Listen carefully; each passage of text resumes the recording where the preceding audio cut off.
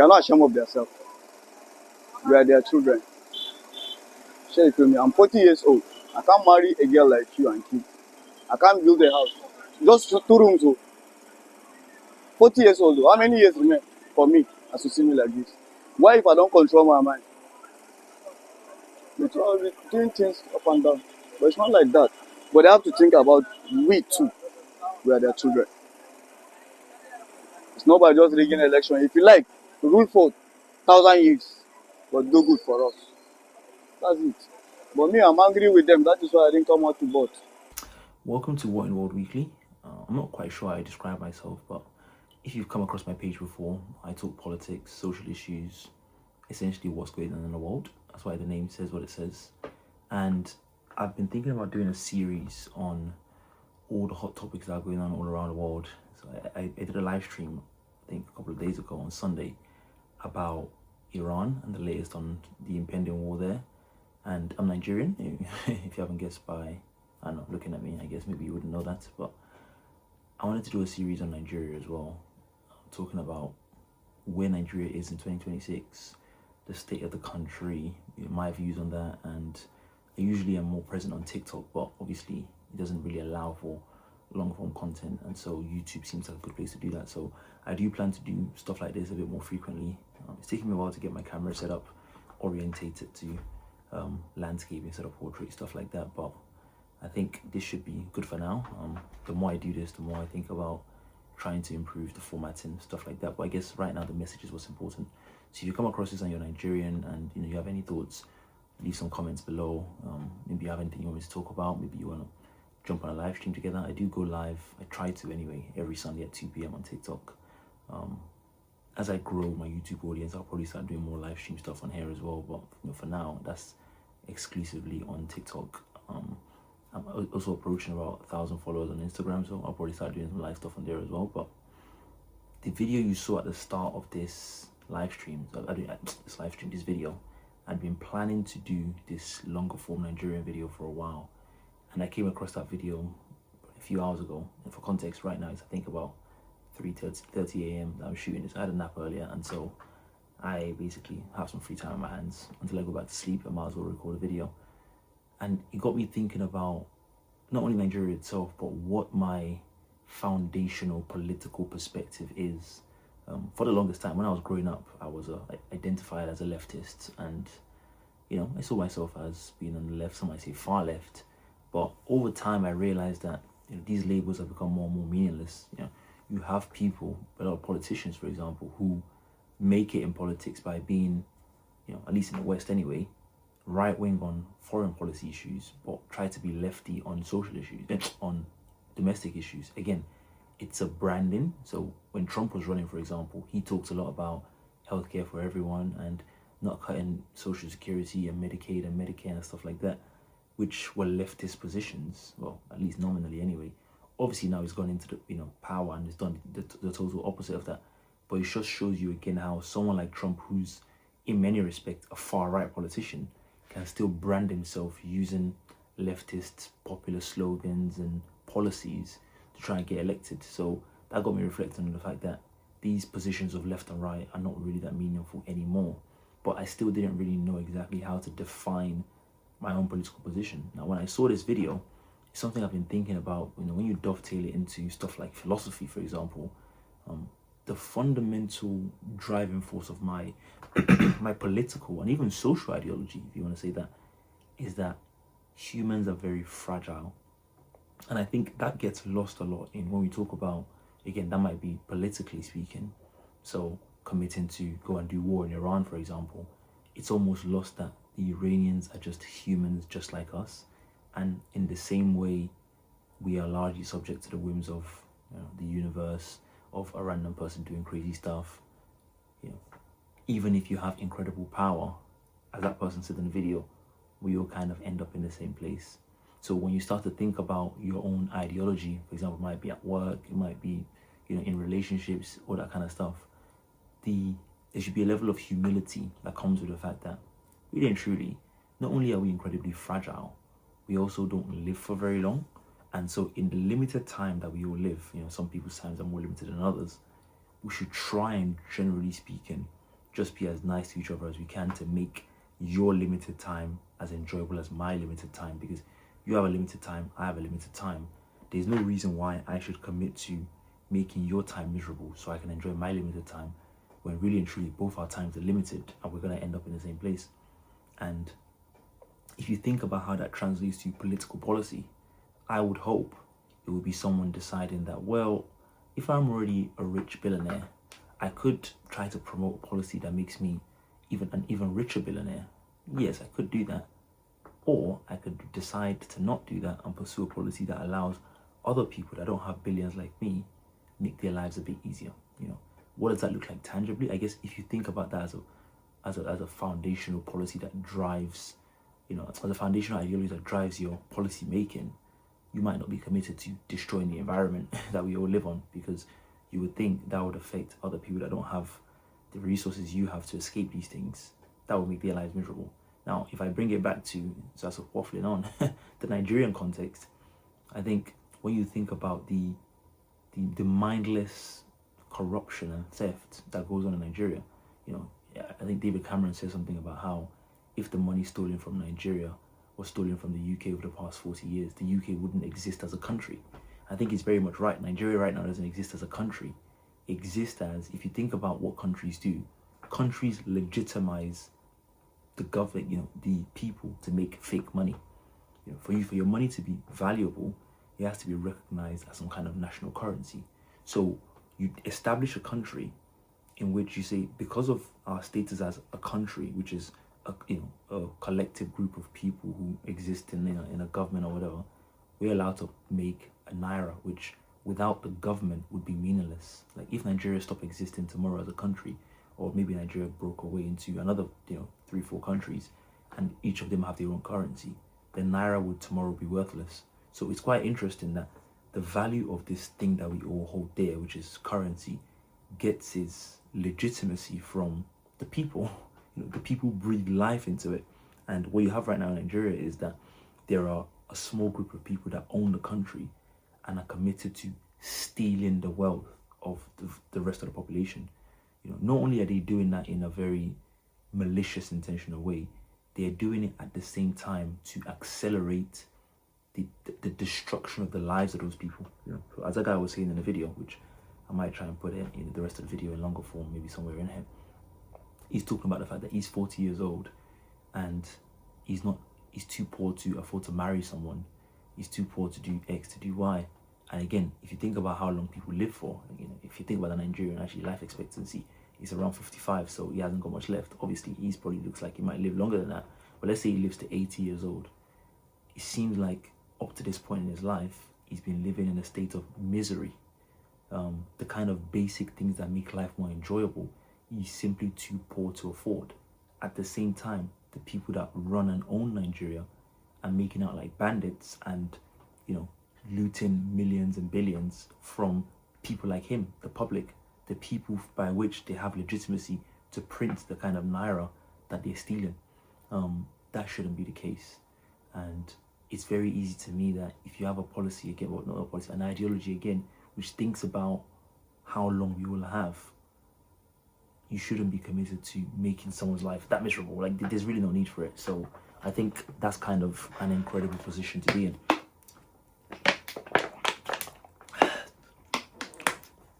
Now, part of what I wanted to do in this video is to kind of do a general state of play, like where are we in Nigeria right now? So Nigeria still remains the poverty capital of the world, which that means we have the most people living in below the poverty line, in absolute poverty, relative to our population size of anywhere else.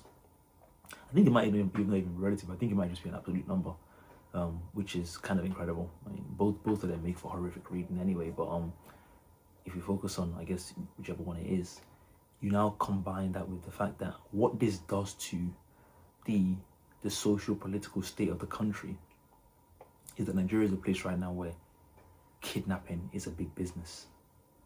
People get kidnapped for ransom money. Now, I'm not saying that doesn't happen anywhere else, but with the kind of ways happening in Nigeria right now, it's very clear that this is being done because of desperation. Like, the government has made life so miserable that now trying to extort people and commit criminal acts for money is big business. But I also think it makes perfect sense because the government themselves is committing those level of crimes to loot from the people. If you think about, buying elections for the purpose of enriching yourself and stealing money from the public, money that's meant to be used for the healthcare, for the education, for the general well-being of the population, a handful of people steal it for themselves, that's a massive crime. In doing that, they're openly, there's tacit in that kind of action is the fact that people are going to die because of what you've done. Like if you're the health minister and you're stealing the money meant to be going towards buying vaccinations, providing basic health services, yeah, people are going to start dying of very preventable diseases or diseases that are very costly to treat because they don't have any money to pay for cancer treatment or liver disease treatment or, all these kind of things that if you're poor, you're just resigned to the fate that you are going to die because you can't afford it. Now, when you think about that level of crime and someone kidnapping someone for ransom, obviously the kidnapping looks more, visceral, it's more disgusting, it's more heart-wrenching, but which is more violent, if you reflect on it? I think the politicians stealing money that's meant to benefit people is a lot more violent because they are actually affecting a lot more people, millions of people, that are being affected by their level of theft. And that's going on in every ministry, all the way to the very top. Right now, our president is involved in a lot of graft and giving lavish state contracts to his cronies, who are inflating the value of what they're doing by maybe 10, 20 times so they can skim off the top and take the rest of the money for themselves, as repayment for helping getting him elected.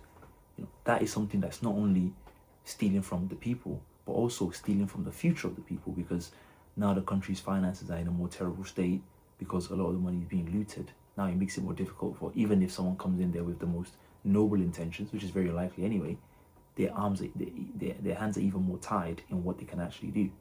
So that's one aspect of it. The other aspect is obviously the terrorism, which over the past few years has also become a massive issue.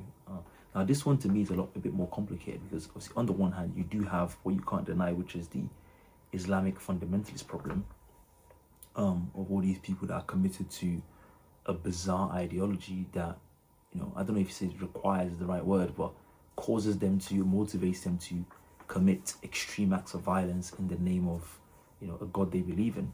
But you also have some kind of inter-tribal conflict, terrorism issues where you have different groups that are fighting each other because of, land and grazing rights and stuff like that, like the Hausa and the Fulani. And that's also led to serious bloodshed. In fact, one of the things I saw that I bookmarked, which I wanted to kind of do a TikTok video on, has been the fact that there's been some reports of some Fulani people that have been targeted in, I forgot what the state was. Hopefully I put the video or a picture of it somewhere in this video. We'll see. That have been targeted because they're Fulani and because of some kind of ethnic tension. It's been reported that I don't know what exactly the numbers are, but quite a few of them have been, murdered essentially. Now, that to me has kind of gone relatively unnoticed. What's going to be noticed is when those Fulani people get on motorcycles and go to some communities that they've identified, maybe true or not, as being involved in this act of violence, and then they're going to start then killing them back. Then it's going to lead to an escalation of violence. But generally speaking, why do these things happen? It's because these places are lawless. There's no government in these places. There's no police. There's no functioning society. Large parts of Nigeria right now are essentially the Wild West. If I have some guns and some money and some motorcycles, I could declare myself king there, and I could go into a town or whatever, kill off a bunch of people, maybe steal their land, steal their cattle, and really no one's going to do anything about it because there is no law and order here. It's a bit like, if you watch those Western films, the Wild West, when it wasn't really very developed, and yeah, someone could go on a rampage, get on a horse and ride for 3-4 days and do whatever they want and go from town to town, and there's no one to stop them. That's kind of what we have, in 2026. So civilization, like the fabric of society, is genuinely falling apart. And again, that goes back to the fact that the government is preoccupied with just stealing. So in amidst all the stealing and the looting, they haven't even reflected on the fact that should we actually just make a country that works? And people often comment about on the fact that sometimes you see these rich celebrities like Burna Boy, when they'll come out of their houses driving their expensive, really wealthy, really expensive cars, but the roads they're driving on look terrible. People are chasing after the cars, trying to beg, and it's a very unsightly situation. So not only are these leaders committed to corruption, they're doing it in a way that is also destroying the home in which they're living in. Because Nigeria is still, for a lot of them, still their homes. They send their kids to the UK, they do this, they do that, but they all still maintain a presence in Nigeria. But it's a bit like someone living in a house and continues to buy himself, designer clothes and, all this kind of stuff, really fancy watches and stuff. But all the while he's doing that, he doesn't clean his surroundings. So his house becomes more and more filthy. There's cobwebs everywhere. They might start becoming rats, all that kind of stuff. But as long as the space that he uses to walk onto his bed is clean and he can go into, his wardrobe to put on his fancy clothes, he's okay with it.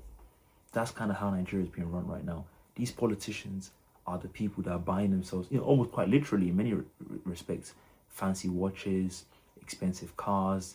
They're importing foreign women to have sex with, and they're doing all this crazy stuff. All the while, when the more and more they step out their houses, there's chaos. The streets are filthy. The whole place stinks. There's people begging everywhere, and you have to try and drive your car and your motorcade through really Mad Max type scenes of of just hell basically. And the question is, how long can this go on for? Like, how sustainable would that be? You've already seen with this stuff like this kidnapping crisis.